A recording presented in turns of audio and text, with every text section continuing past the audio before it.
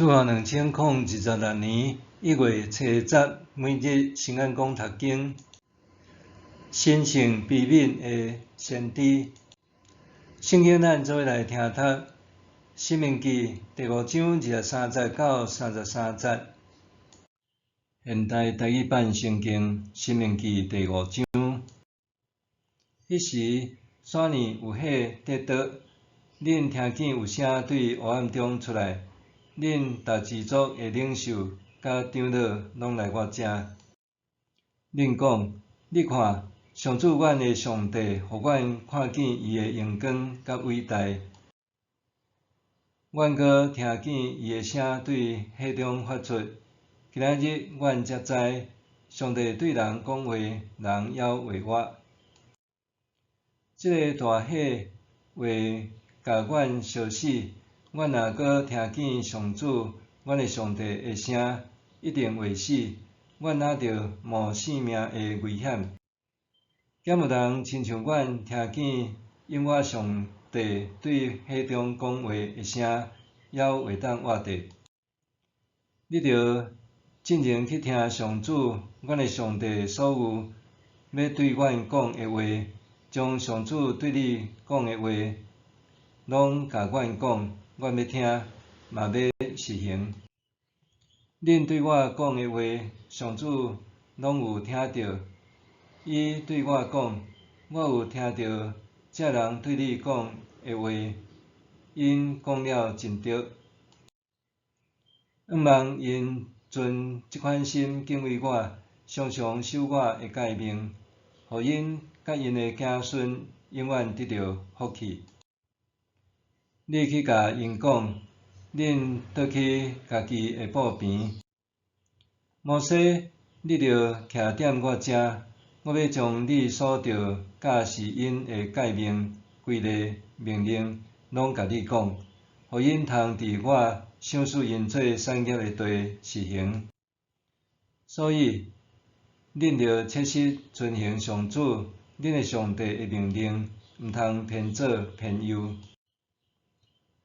恁拢着行上主恁的上帝命令恁的路，互恁伫要去占领的地享受福气，久长徛起。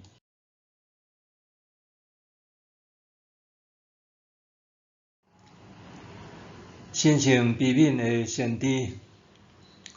今仔日这段经文，通讲是先知传统的起源场景，伫火焰甲密云绕塞的山顶，上帝的声音对黑暗中发出，诫命互上帝写踮石板顶面，传递互摩西，由摩西负责颁布。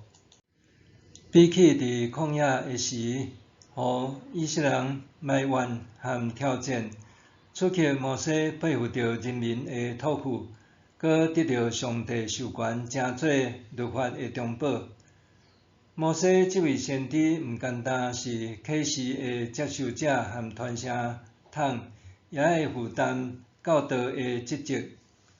对安尼，上帝甲以色列人之间的沟通，就用摩西做典范，也就是透过先知作为媒介，互人民会当遵行上帝的话语。圣经对先知的定义，除了传达上帝话语，呼吁人爱悔改之外，因也是国家的良心，要求群体秉公行义。伫赫塞尔的先知神学《赫塞尔论》旧约中，上帝悲悯册中进一步讲到先知的神圣悲悯。先知有言上重要的地方，不在伫其中的信息，实在伫先知作为见证人的角色，以互上帝被人看见，毋单单是揭露上帝的旨意，也揭露上帝内在的性命。正做一名先知，就是爱甲上帝的情感相伴、体验甲神圣意识的共融。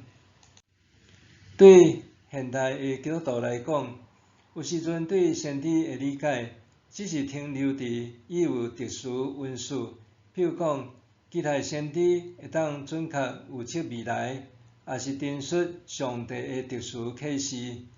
这使得先知的角色受限缩点特会后的个人有限中，却对现实社会的影响有限。如果纵观摩西一生，却不难发现，伊真正影响以色列人的关键，是用性命影响性命，藉着带有神圣悲悯的行为表现，互人看见上帝本质甲作为。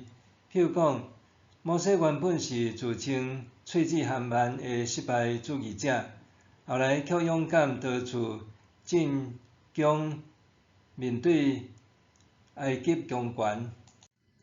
当摩西看到百姓拜金牛仔时，义怒，予伊削破写着10条诫的石板，果断清理门户。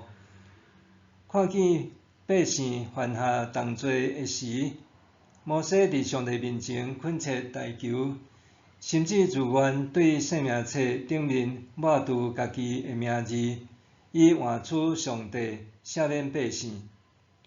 摩西最终不得进入迦南地，但是伊要持守呼召至死。民数记12章第3节写着：摩西做人非常谦卑，赢过世间所有的人。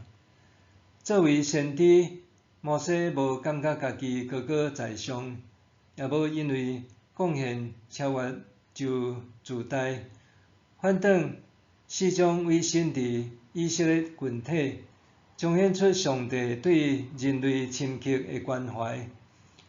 摩西的先知形象也影响后代的先知传统。身为基督徒，咱其实也继承着先知传统的精神。检测咱无一定有特殊运数，但是相款的是，咱拢应该带着神圣的悲悯，委身伫社会群体，互生命彰显出上帝的神圣甲慈爱，也为所属的群体带来改变。默想，我安怎踮所属的群体中活出亲像先知般的特质？我安怎踮所属的群体中活出亲像先知般的特质？咱来祈祷。慈悲怜悯的上帝，愿我会当感受到你的神圣本质，伫日常生活中活出你的疼甲怜悯，进而带领人认捌你，互人因为安尼得到心灵的自由。奉主的名求，阿们。愿上帝所有你身心灵拢永行平安。